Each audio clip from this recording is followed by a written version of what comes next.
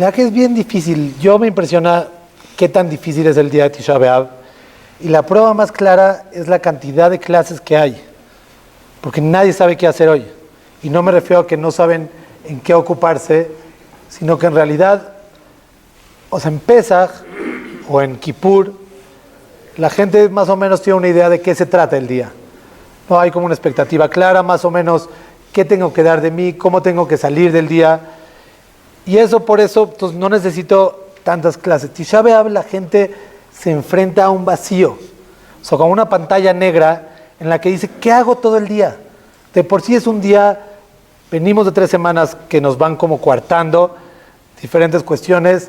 Llega, este año no hay, pero Shavuot Shehalvo, y llega el ayuno en el que tengo que estar 24 horas que no puedo hacer casi nada. No puedo distraerme, que es lo que normalmente tratamos de hacer en los ayunos.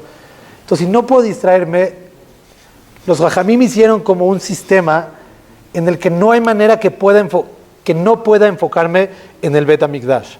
Es para que nadie pase por este día sin que en su pensamiento le cruce el Bet HaMikdash. Pero sin embargo, no está claro eso qué. O sea, ¿qué hago con el Bet HaMikdash? O sea, como lloro, sufro, pienso que mi vida está pésima porque no está el Bet HaMikdash y me miento. O sea, ¿qué hago? ¿Qué hago con el pensamiento del Bet HaMikdash?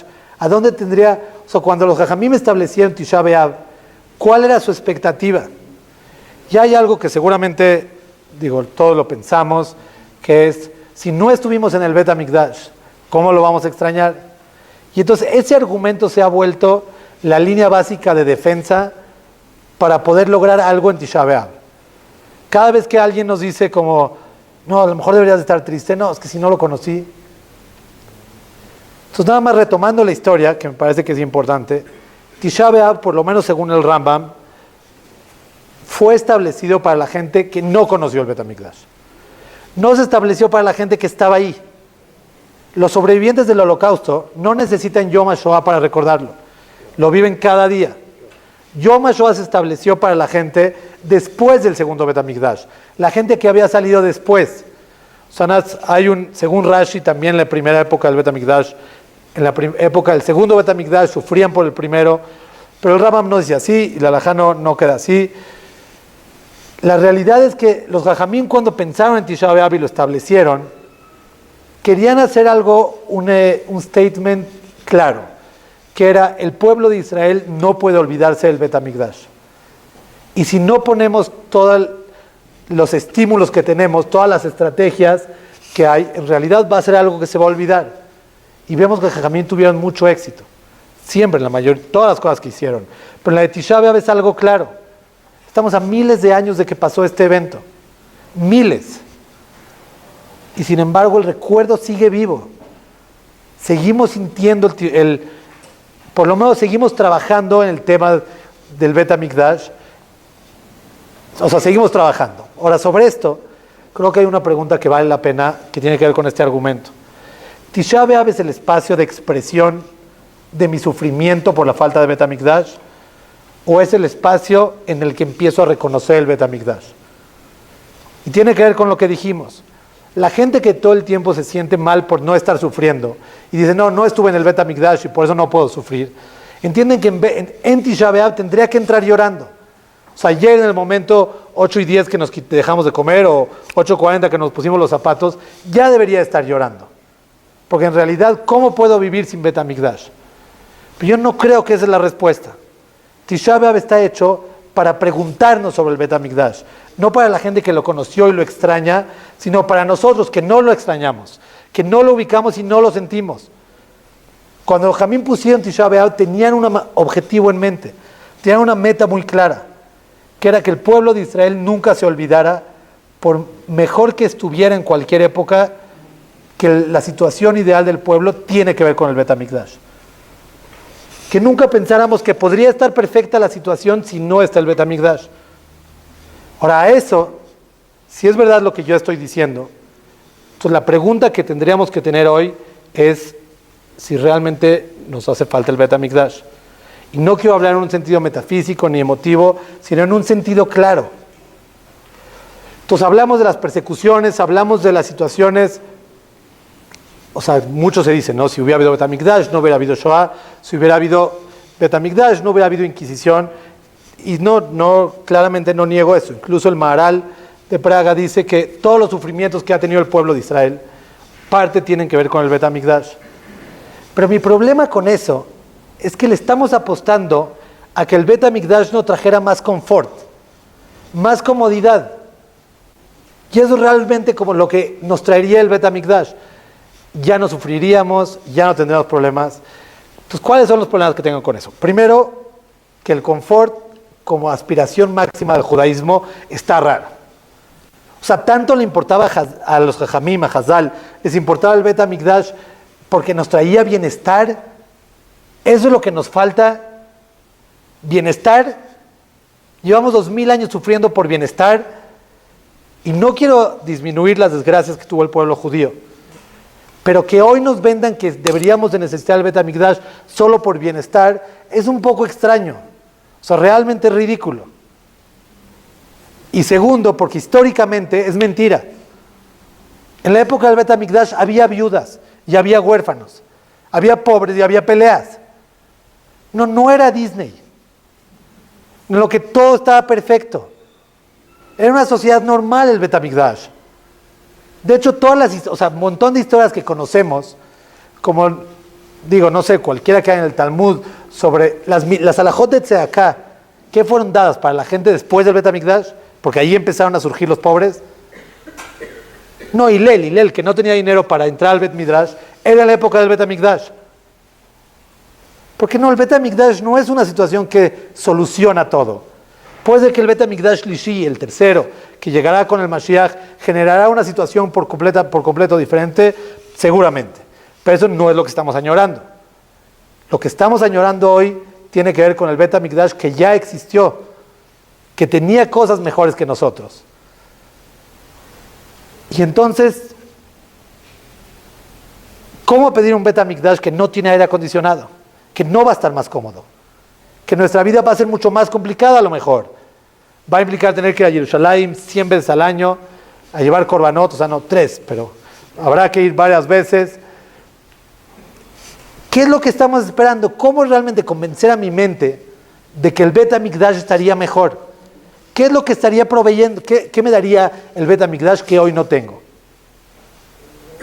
Si no tenemos esa respuesta, entonces todo el resto de las cosas que se hablaron hoy en realidad se vuelven más complicadas, porque yo quiero dejar de odiar gratis a los demás, ¿no? Quiero quitar el Sinat Hinam, quiero quitar, no sé, que la Torah no es seria, quiero en realidad hacer muchas cosas, quiero que el judaísmo sea vibrante, pero todo eso en teoría es para construir el Betamikdash, digamos en el contexto de hoy. Si yo no quiero que regrese el Betamikdash, entonces ¿qué más da si odio a los demás? ¿Qué más da? Si en realidad hay odio gratuito, si lo único que me importa, si no me importa traer el Betamikdash de regreso. Entonces la pregunta básica del día de hoy, o sea, en mi opinión, es, ¿quiero algo aporta el Betamikdash? ¿Qué aporta? Para saber si lo quiero o no. Antes de saber si lo quiero, ¿qué aporta el Betamikdash? Entonces yo tengo una respuesta, que se las compartiré, pero en realidad no es importante mi respuesta. La respuesta importante es la que cada uno de nosotros tenemos en nuestra mente y en nuestro corazón. Porque si no creemos la respuesta, si no nos hace vibrar, entonces realmente tampoco va a generar una expectativa y una ansia para que regrese el Betamikdash. No lo va a pasar. O sea, no porque yo diga una respuesta que a mí me hace sentido, eso hace que a todos nos haga sentido. Entonces igual les digo mi respuesta, pero tómenla con precaución. Cada quien decida y analice si realmente va a hacer la diferencia, si está de acuerdo para empezar. Entonces, para mí el mayor tema con el Betamikdash tiene que ver con que el judaísmo sea central en nuestra vida, en la vida de una sociedad. Hoy en día, sin duda, las clases de Torah, impresionante, este Bet Knesset, dirigido por el Jajam, ocupa un lugar importantísimo en las vidas de las familias que lo rodean. Sin embargo, el judaísmo no es la parte central de nuestra vida. No es la que ocupa nuestros sueños y nuestros pensamientos, nuestros esfuerzos, nuestras tristezas, no giran en torno al judaísmo. A veces sí, a veces no. La gran mayoría de las veces no. Porque el objetivo del ser humano muchas veces lo concebimos no como una parte judaica. No concebimos que lo que el ser humano tiene que lograr está contextualizado dentro del judaísmo y sus valores. Sino el judaísmo es como un accesorio, básicamente. Un accesorio que nos da cosas impresionantes. Y nosotros le damos. Y sacrificamos día y noche. Pero para entender qué quiere decir que algo sea central, el punto de referencia, que para mí es más claro, tiene que ver con la comodidad. La comodidad es central en nuestra vida. En la mía, por lo menos. La mayoría de las decisiones que tomo durante mi vida tienen que ver con estar más cómodo. Con sentirme más a gusto. ¿Qué trabajo tomo? ¿Dónde vivo? ¿Con quién me caso? ¿Cómo educo a mis hijos? La mayor parte mucho, el peso tiene que ver con la comodidad. No me estoy quejando, es una realidad. Esto quiere decir que algo es central. Que siempre que voy a tomar una decisión, pienso sobre eso antes de tomarla. Que si decido qué negocio tomar, con qué amigos tener, qué tomar de café, qué hacer en mis vacaciones, si en todas esas decisiones hay una constante, eso quiere decir que es central. En la época del Bet HaMikdash, la parte central era el judaísmo. No había manera de voltear hacia ningún lado sin que un valor judío interviniera. Porque en ese momento entendían que el judaísmo tenía que ver con la vida, no con el knis. El judaísmo no empezaba cuando pasas la puerta con el poli de Share Shalom, sino el judaísmo empieza cuando sales de Share Shalom. Porque aquí solamente es una parte educativa para el mundo real, donde el judaísmo aplica. Entonces, en la época del Bet HaMikdash ni siquiera era discutible eso. No había Bet HaKnesset, no había nada. El judío que vivía en Tiberias mantenía su judaísmo a través de la vida, no a través de los rituales. No es que si no había tefilá en Minyan ya no había judaísmo. Él no tenía tefilá en Minyan, no estaba el Bet HaMikdash ni siquiera. Máximo iba 3 veces al año al Bet HaMikdash, normalmente. ¿Qué hacía el judío de Tiberia con su judaísmo? ¿Dónde lo practicaba? ¿Dónde lo aspiraba? ¿Dónde se inspiraba? Y en realidad la respuesta es en su casa, viendo a su esposa o a su esposo, sentándose a platicar con sus hijos, en sus transacciones diarias, lo que aspiraba a tener, lo que aspiraba a leer, las pláticas que tenía. Ahí tenía el judaísmo, el judío de Tiberias. Y eso es lo que hacía el Bet HaMikdash, no por estar en el Bet HaMikdash, sino el Bet HaMikdash declaraba a todos los vientos que el judaísmo no es un accesorio, que el judaísmo no es un extra que tenemos, sino que el judaísmo es algo fundamental que le da sentido a la vida. Y eso es lo que tenía miedo Hazal cuando se destruyó el Bet HaMikdash. Dice, la gente va a estar perfecto, como nosotros. Baruch Hashem, estamos muy bien. Y se nos puede ir de la mente la posibilidad de que el judaísmo no esté en el centro. Se nos puede ir que deje de ser central. O sea, se nos puede ir de la mente que el judaísmo debería de ser central.